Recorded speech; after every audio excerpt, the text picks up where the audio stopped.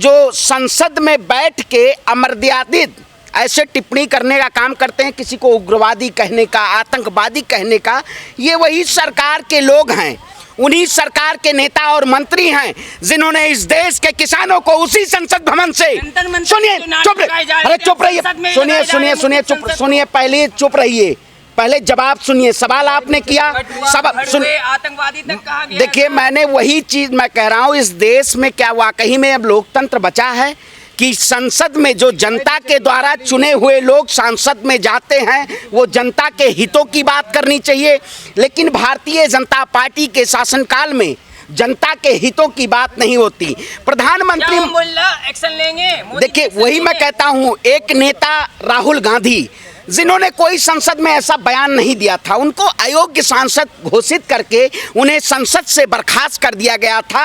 आज ऐसा क्या रमेश बिदूड़ी के साथ होगा? मैं तो नाम भी नहीं लेना चाहता हूं, ऐसे वो सांसद नहीं हो सकते हैं, कहीं जाहिल गंवार ऐसे लोग हो सकते हैं। और भारतीय जनता पार्टी में यही पढ़ाया जाता है। नहीं, वही कहता हूं, भारतीय जनता पार्टी के सांसदों ने जिस तरीके से इस देश के लोकतंत्र को, इस देश की मर्यादा को ठेस पहुंचाने का काम किया है, वाकई में इनको मैं सभापति महोदय से दरख्वास्त करता हूं, ये मैं नहीं करता हूं, ये पूरे देश की 138 करोड़ जनता करती है कि रमेश बिदूड़ी की संसद सदस्यता रद्द की जाए। जब प्रधानमंत्री नरेंद्र मोदी ने एक भाषण के जरिए कहा था कि इस देश में महिला आरक्षण बिल हम लागू करेंगे, स्वागत है, तमाम विपक्षी नेताओं ने, सभी ने स्वागत किया। विशेष सत्र के रूप में क्या बुलाने का यही मेन मकसद था कि किसी एक समुदाय को, पूरे देश के समुदाय को चिन्हित करके और ऐसे अमर्यादित शब्दों का प्रयोग किया जाए?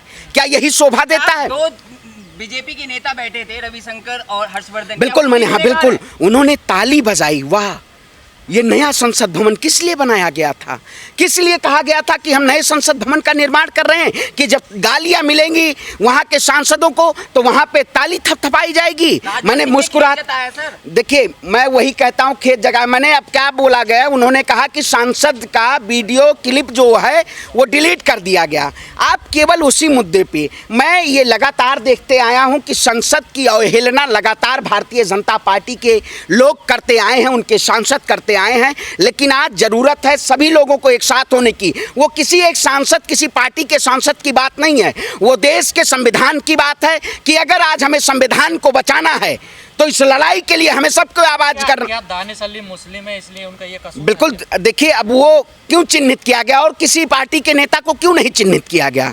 क्योंकि कहीं ना कहीं डरी और सहमी हुई, कौन, हमारी इंडिया लाइन में बसपा नहीं है, लेकिन हम भी एक इस देश का आम नागरिक होने के नाते ऐसे अमर्यादित शब्दों का हम खंडन करते हैं। लेकिन क्या वाकई में उनके नेता जो बैठे हुए हैं इस पे माफ़ी मांगेंगे? क्योंकि देश के प्रधानमंत्री राहुल गांधी से नहीं माफ़ी मांगे, जिन्होंने अयोग्य सांसद घोषित किया था। और आप कहते हैं हम महिलाओं को सम्मान करते हैं, अब तमाम महिलाएं सांसद वहां पे बैठी हुई थी। मोदी जी हम मन से माफ कर पाएंगे बिदूड़ी? अरे भैया, मोदी जी तो मणिपुर पे नहीं बात कर पाए, इंडिया और भारत में देश की जनता को गुमराह कर रहे हैं।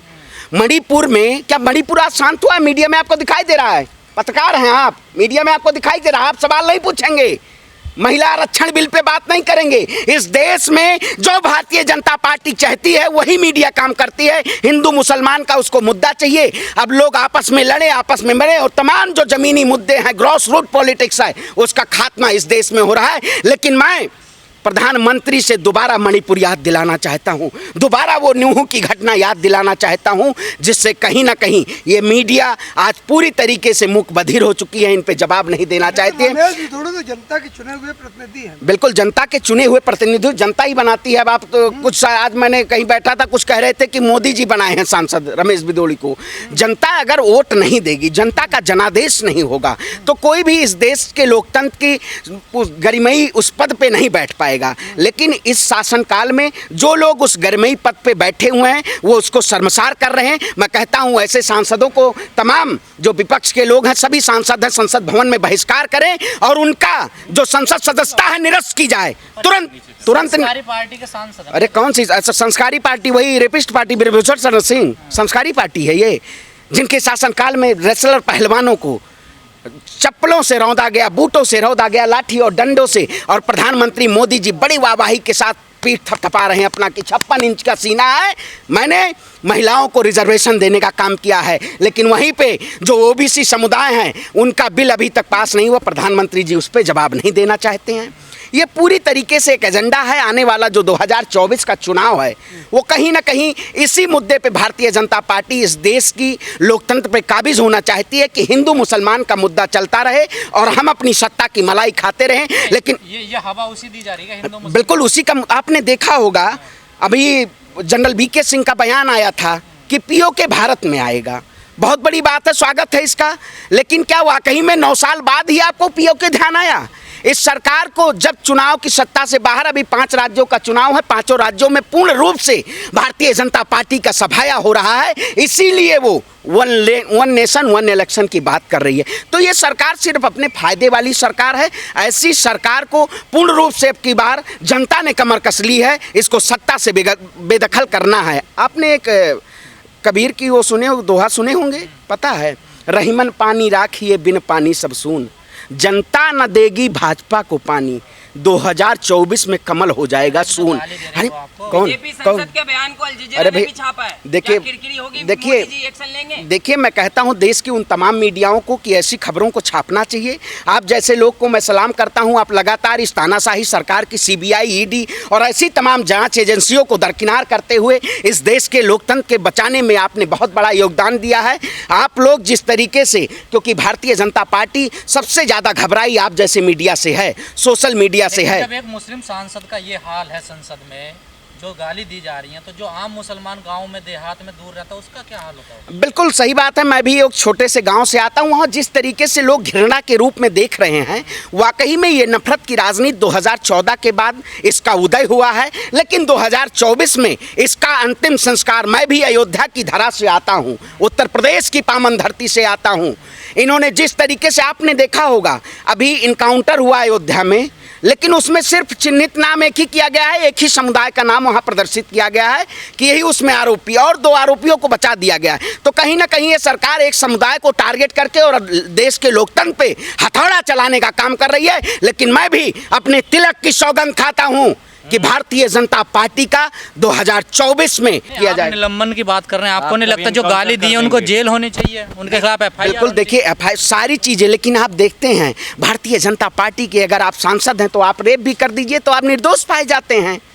इसीलिए तो जनता तैयार है कि जो लोग सत्ता की आड़ में ऐसे कुकृत्य करने का काम कर रहे हैं, ऐसे सांसद के ऊपर एफआईआर, उनको तिहाड़ भेजा जाए। ये जितने भाजपा सांसद हैं ये सब तिहाड़ी हैं, इनको तिहाड़ भेजना चाहिए, क्योंकि उससे नीचे इनकी कोई सजा नहीं है।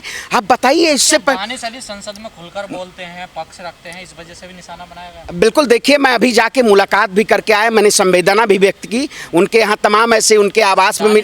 हाँ बिल्कुल, नहीं गया मैं उनसे संवेदना, दानिश अली से। तमाम मीडिया थे इसलिए 2 मिनट बात नहीं हो पाई।